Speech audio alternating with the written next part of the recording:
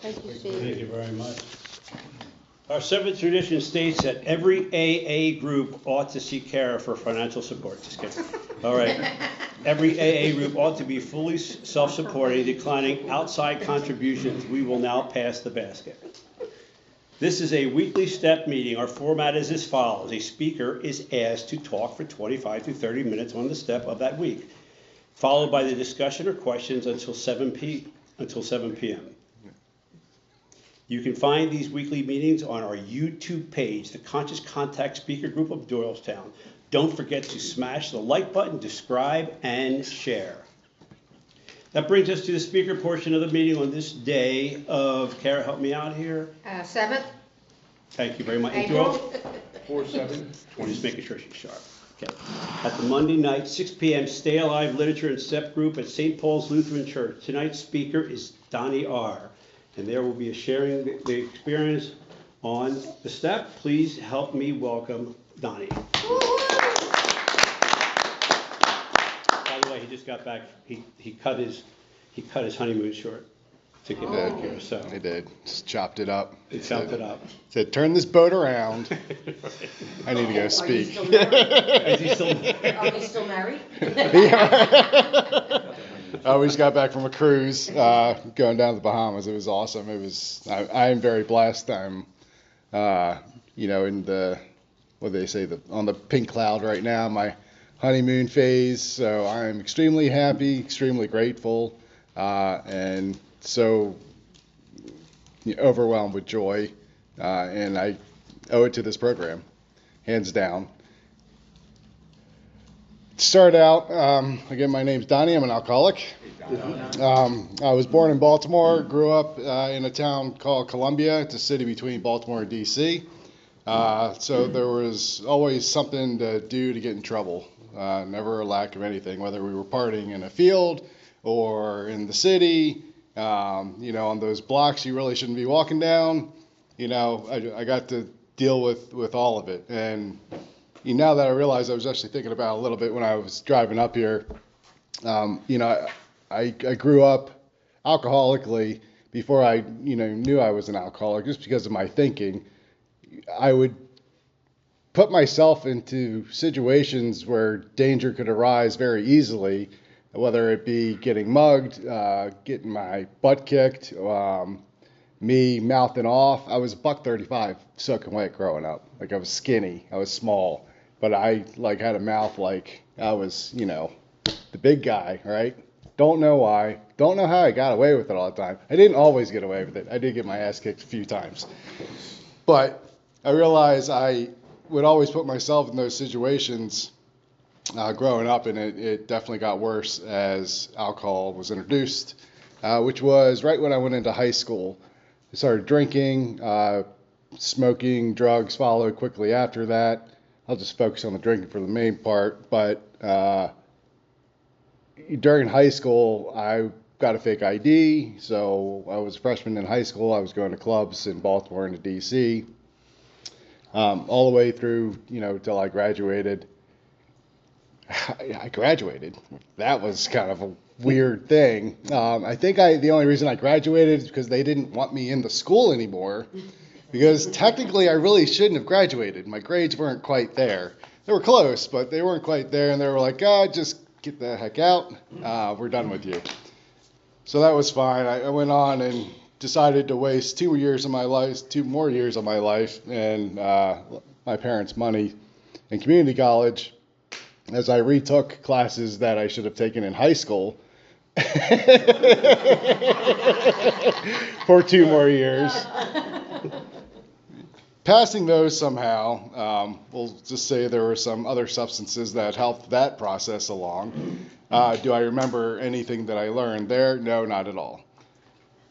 Long story short. And again, my cycle never stopped.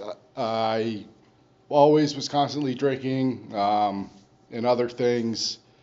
I consider myself lucky because drinking is what got me. And that was the slowest of the things that was killing me, minus smoking cigarettes. But the other things tapered off, but the drinking always stayed. I leveled out a little bit. I got married, and I was married for 15 years. We got divorced, and this was about 6 years ago, and alcohol had everything to do with it. I used to say it had something to do with it, but now that I look back, it really had everything to do with it. If alcohol was not involved, then either A, I wouldn't have gotten married in the first place, or B, I would have been able to work it out. One of the two. She ended up leaving me for another man, and at the time I was so deep in my alcoholism that I did not care. I was in fact relieved because now I could have all my time with my true love, which is the alcohol. And that's what I would do. So we're fast forward after that 15 years of marriage, which wasn't all bad. I just had some real bad hiccups, and through that process, I lost myself. I lost, the relationship. I didn't know how to get myself out of this thing called alcoholism. I didn't even know what alcoholism was. I had no idea what AA was. Otherwise, I would have jumped in here a long time ago.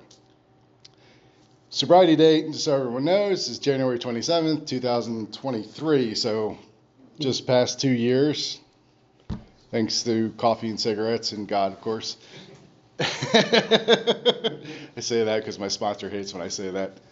I have a sponsor who knows my sponsor. I have a home group. It's Jaywalkers Tuesday nights, big book study over in Quakertown. But back to the story. I did not know, what even rehab was. So I didn't know how to get out of my funk, my alcoholism. My wife surely didn't know how to get me out of this funk and had no intentions of, she didn't understand it as much as I didn't understand it. So she didn't understand why she couldn't have alcohol in the house. She didn't understand why we couldn't go to the bar and I couldn't just have one. I didn't understand it either. I needed help in the worst way, and I took it out on her, and it cost her to leave me for someone else. After that, so we're going on about 5 years ago,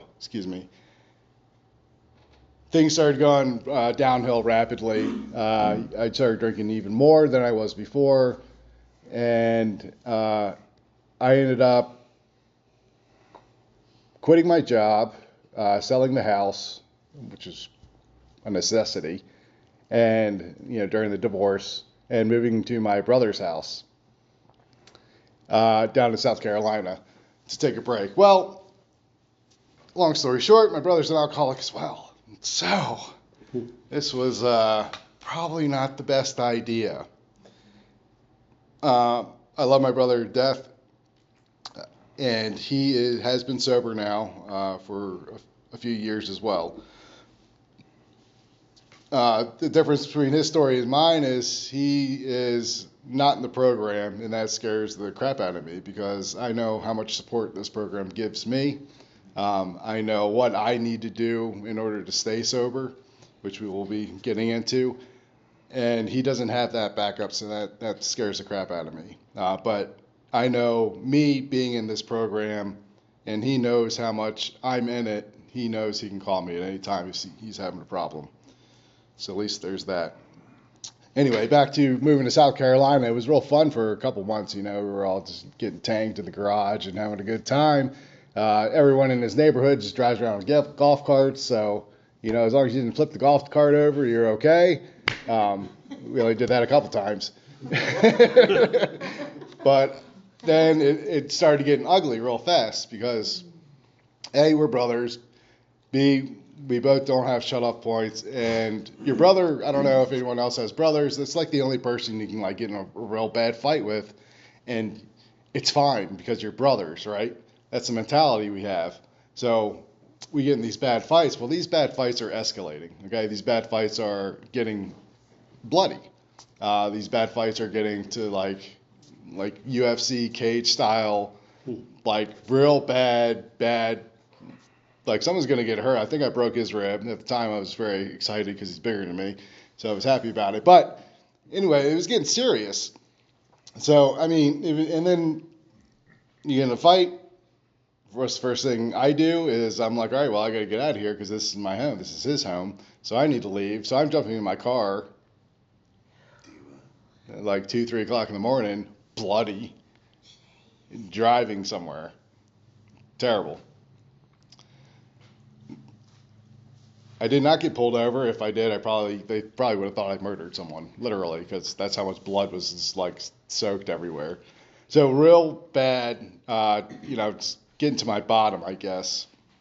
No, that's a lie. It's starting to get to my bottom. Anyway, long story short, I keep saying that. I'm going to stop saying this. This is the long story. All right, that's it. It's just the long story. Or you can say short. You can say short story long. Yeah, short story long. Thank you, Gary. I was seeing someone through this for the past 5 years. Right before I moved to South Carolina, I started seeing someone. It wasn't meant to be anything. We both knew I was moving. There was, no hidden agenda. It was just, hey, we're going to have some fun. We like each other's company, yada, yada. We ended up keeping in contact. So what happened was after my brother and I got into it probably 3 or 4 times, and it got worse and worse. I was still talking to this lady, this wonderful woman, and I decided to get out of South Carolina and come back up to Pennsylvania. This was probably the best move I ever made in my life. I didn't know it then, but I packed my stuff up, rented a U-Haul. She flew down, we drove up, and I moved into her house. Now, it wasn't all rainbows right away. It was, we were still partying, we were having a good time, and then all of a sudden, the shoe dropped, like it always does when we're drinking. And, one time she got belligerent with me. Another time I got belligerent with her. And we wouldn't remember. We would black out.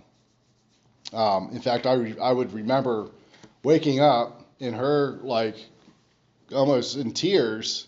And I have no idea what's going on. I'm just, like, standing somewhere where I could have sworn I was, like, in a different room or even a different location altogether.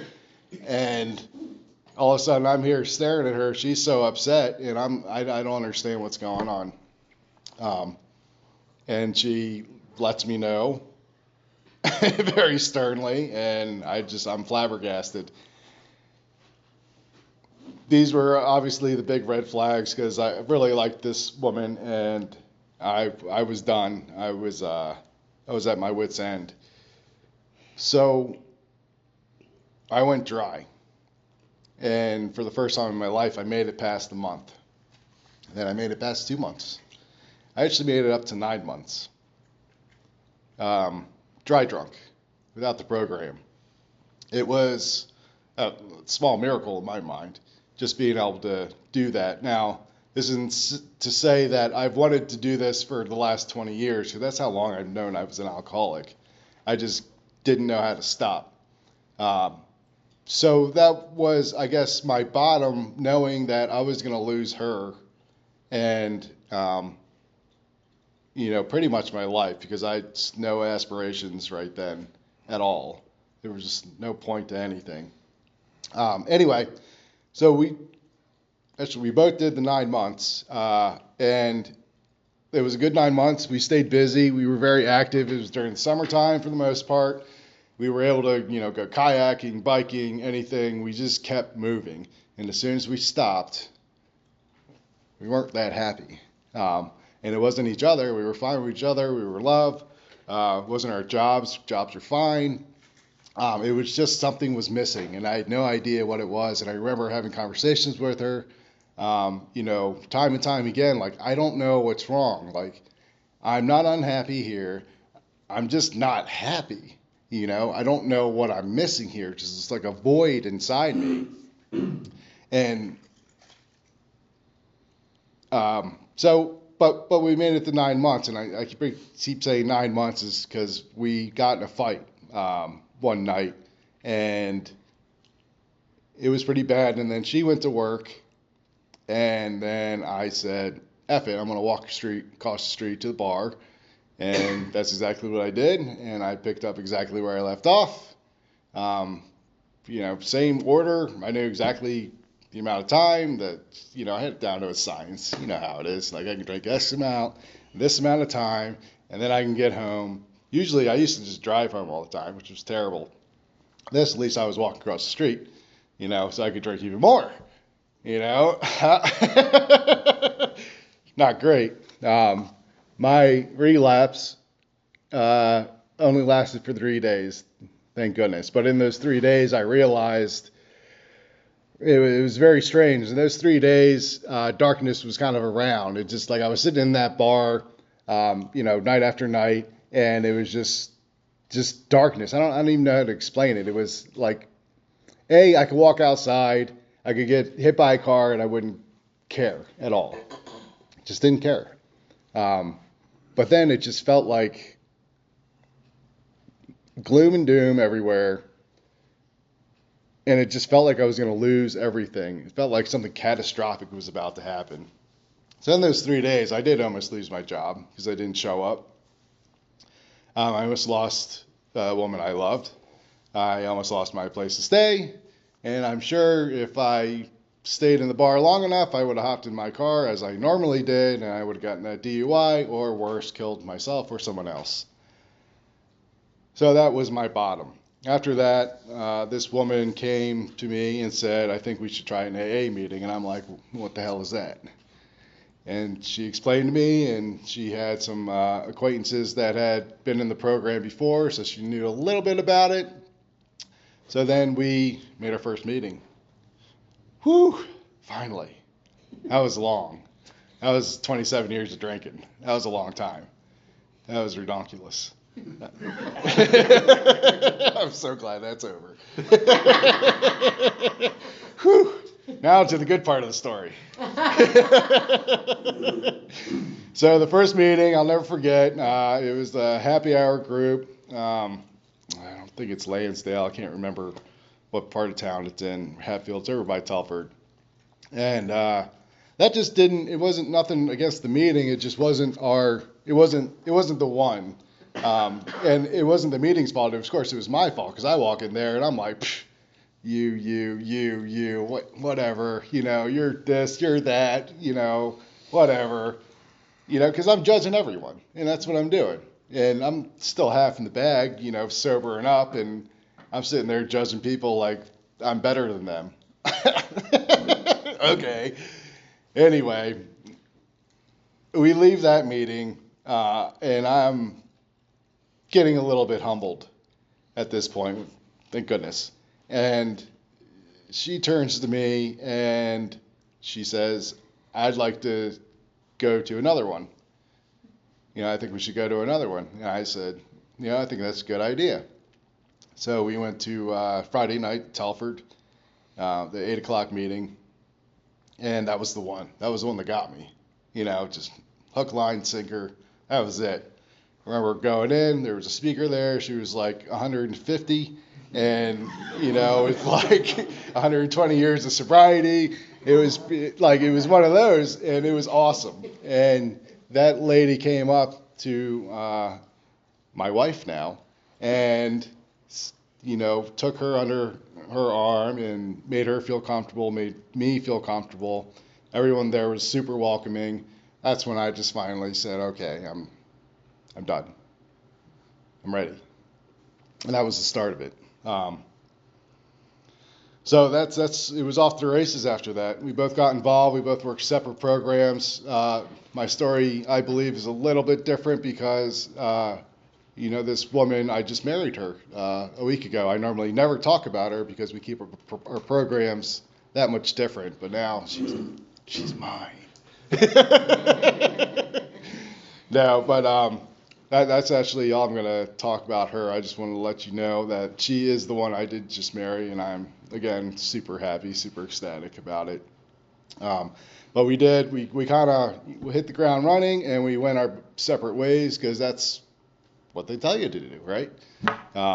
No crazy decisions within the first year, things like that. Okay. Whew, got a year before I have to ask her to marry me. So that was nice. A little stress relief there, right? And it worked out beautifully. I got a sponsor. She got a sponsor. And I started working through the steps. And I'll since it's a step meeting, I'll run through the steps real quick, how I went through them and how it worked out for me. 1, 2, and 3 was pretty fast. It was basically one of my first meetings. Actually, it was the second meeting with my sponsor, I believe. And we just, or maybe, no, it was, okay, first or second, doesn't matter. And we went through the first 3 steps without me even knowing it, because he was just asking me questions. And step 1, like I said before, I knew I was an alcoholic for 20 years. Did I know exactly what an alcoholic was? No, I did not. But after coming into the program, knowing what alcoholism is, learning more about alcohol, and knowing the effects that it has on myself, I still knew I was an alcoholic. I just didn't know how helpless I was, even without the alcohol. And so step 1 was quick for me because I just knew. And I used to ponder, even in the bar, when I was still drinking, why I'm an alcoholic, blah, blah, blah. It was just one of those things I thought about all the time. So step 1, a lot of people, I say this because a lot of people have trouble with step 1. They have trouble admitting the powerlessness over it. And I just knew I was so powerless over alcohol that it was just disgusting. And I didn't know how powerless I was until I stopped drinking. And then my life all kind of sucked. And it wasn't getting any better. And then I had to go back to it in order, in my mind, for my life to get better again. 2 and 3, they were kind of scary, right? Because when I walked into the AA rooms, I saw God, so in spirituality, and I'm like a deer in headlights.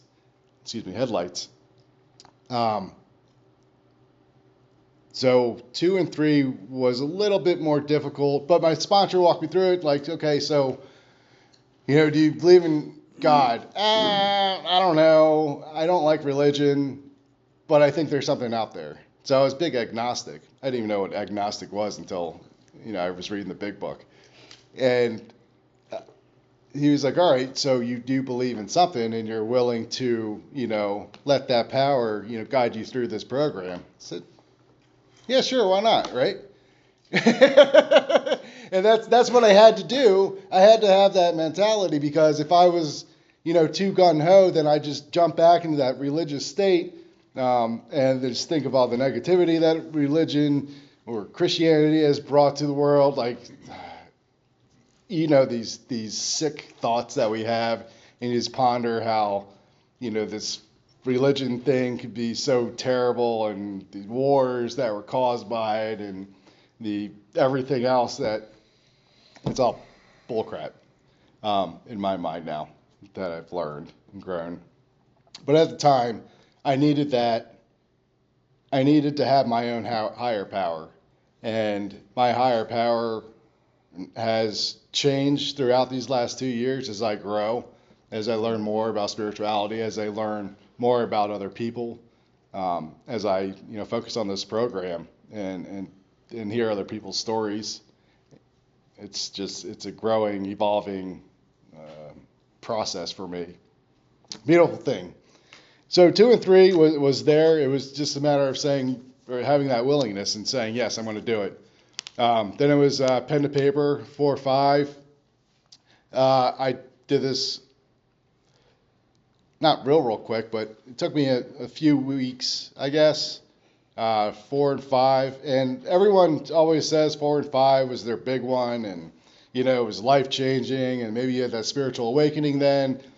It wasn't for me. It wasn't that oh wow, because let's face it, I had a lot of time on the bar stool in the bar thinking about what I've done wrong and who I affected, and so 4 and 5 wasn't big because I just think about it all the time anyway. 6 and 7, right? And now we're talking to God again. Now we're asking him to take away all these character defects. That's when the light bulb started going off. Because I had to do it twice, because that's how bad I am, right? So you do 4 or 5, and then immediately after you do 5, you do 6 and 7. Take that hour, you meditate, you pray. 7, you ask God to take care of all these defects. I did it wrong. How'd you do it wrong, Donnie? I went there, after 5, I'm sitting there like out back, like, all right, I'm meditating. I'm going to read the 12 and 12 about, 6 and 7. So I'm reading, and then I'm like, okay, well, does that count as meditating? I don't know.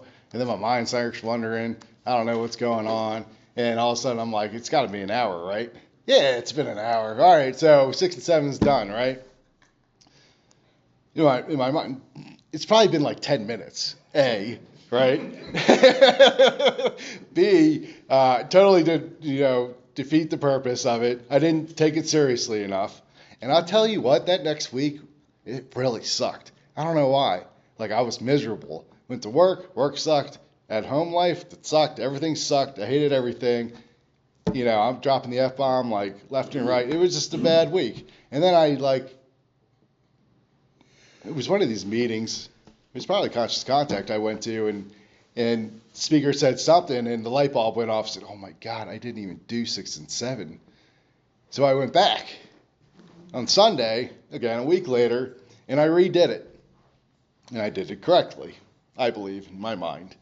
I took that time, and I really talked to God probably for the first time, and reached out to my higher power for the first time. And that's when things started, like, clicking, right? Light bulb's really going off now. And it's, again, off to the races, and I'm all of a sudden a bleeding deacon, screaming about spirituality to everyone, and, hallelujah, start going to church and all that, because, I see God everywhere. I still do. I believe that. I've tapered down after a while, after that time, but that's when it just struck me how this program works. 8 and 9, spirituality gets me excited every time. 8 and 9, being willing to make these amends. Obviously, we go back to our steps 4 and 5, and we realize that most of that list, not all of it, is already made for you. We had some more names that we've heard directly that maybe they didn't hurt us at all.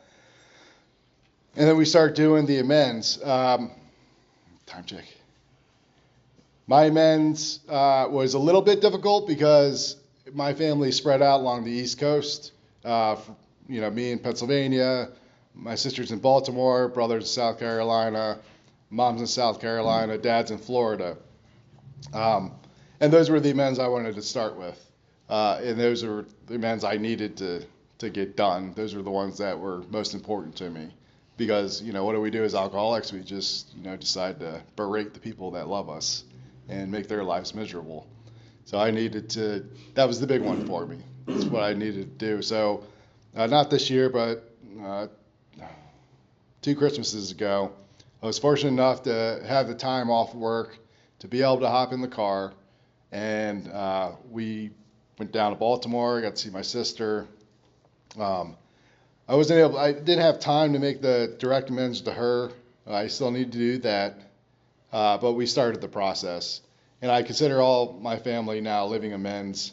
It'll be a process that I will do for the rest of my life. I got to go down to South Carolina, see my mom, and got to make my amends to her. And that was huge. That's when, again, another light bulb goes off.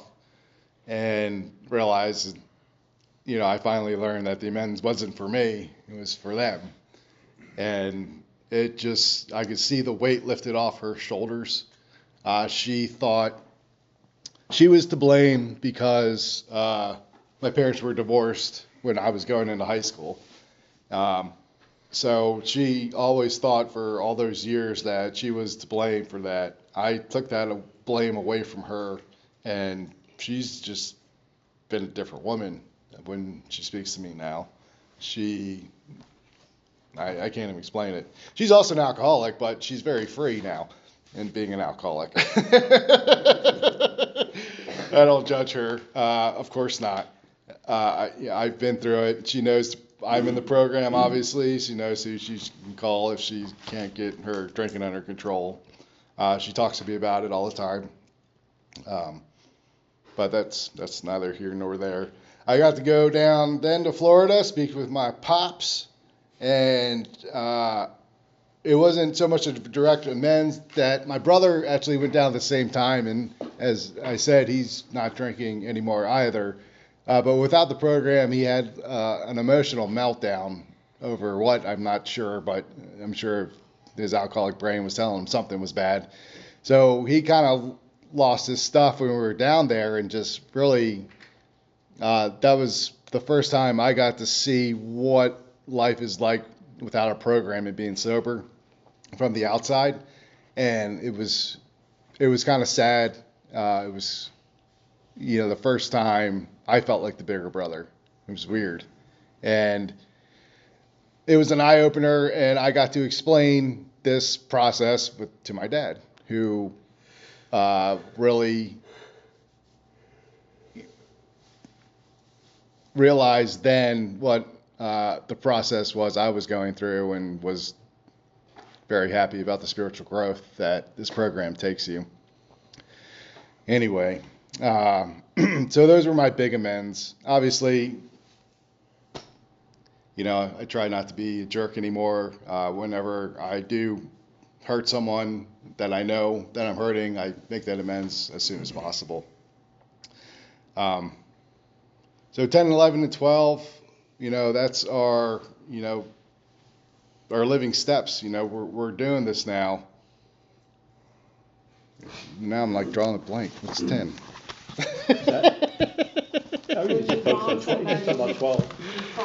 Oh, yeah. Oh, yeah. So, yeah, I just said that. See? I'm all over it.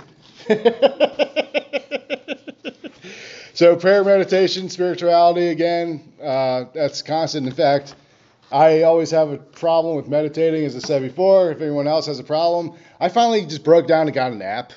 So when I wake up, I just click the app, and it just tells me to shut up and meditate for like 5 minutes. And you know what? It counts. That's all I need. And it works. And it's been like, my days are a little bit better now. It's weird, but an app, I need an app to tell me to shut up and meditate. Hey, I got problems. I'm an alcoholic. Appreciate it. But step 12, right? That's the big one. That's what we're here now for. So having had a spiritual awakening as a result of these steps. So I kind of break down 12 into three aspects. That spiritual awakening people have at different times during the program. Like I said before, some people have it during 4 and 5. I personally had it during 6 and 7. Some people, it takes them longer than others. Some people have them right away. As we read in the big book, Bill had that white light experience and, had it quick. That was definitely not me. I had to screw things up quite a few times for, getting that spiritual experience. And then taking this process to other people and teaching them. I don't know about you guys. I don't know where you're at in your steps. This one scared the crap out of me, right? This one was, I had to really get rid of my my character defects, where I didn't let fear overcome me. I've been blessed enough to work with a few guys, and, I'm still working with a couple. It's sometimes a challenge and sometimes it's a blessing. And one of my guys just decided to go back out, and now he's in rehab again. It happens, and it's hard not to blame myself. It's hard not to look back and think, maybe if I did this differently. And then I have to remember that we're all alcoholics, and I'm not in charge. I'm not running the show. The higher power is running the show. And he wasn't ready, he needed another break, that's fine. I will be here for him when he gets back. And I try not to beat myself up about it. But that's probably the most difficult part of the program that I see is watching people struggle when, I know what that struggle's like, and I wish I'd just, pick you up, lift you out of it, and just put a smile on your face. That's what I find most important in life now is just having a smile on my face. And I'm not very materialistic, even though that cruise was very nice. Okay. But just being happy, happy with myself, happy with the people around me, and having the people around me happy as well is, I think, what life's all about now. And practicing these principles in all of our affairs, that's an everyday thing. And again, that's all struggle as well, right? Because, this is one of the meetings Ron attends often, so I try not to curse. But that's a struggle with me. I just, had to stop myself from saying the F-bomb probably 7 times, the S word, probably 15. So I'm doing good today, but